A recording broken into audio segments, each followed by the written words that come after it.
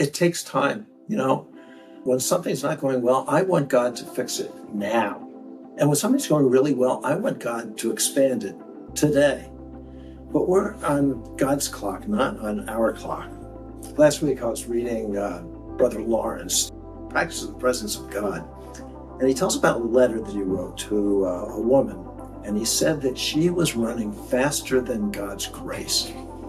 And I thought, I like doing that. I want to get ahead of God. And we need to realize that it takes time. We had some good friends. We prayed for them. We invited them to church. We went out to dinner together. It took 19 years before they came to faith in Jesus Christ. But when they did, I baptized them. They joined the church. They became zealous evangelists. It takes time.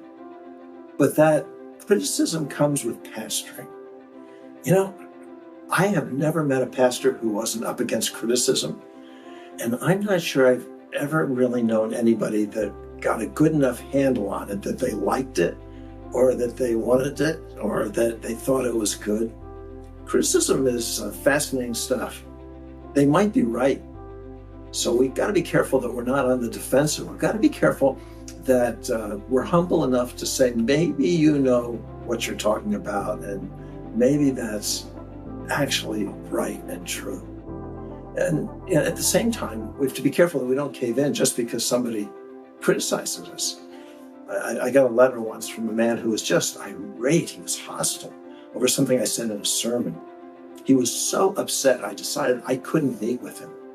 So another pastor, a colleague, met with him and played the video of the sermon, and they watched it together. And I hadn't said what he was so upset about. His mind had wandered, and he sort of inserted it into the sermon. And then other pastors handle it in other ways. One pastor, on a Sunday morning, took an anonymous letter and read it to the congregation.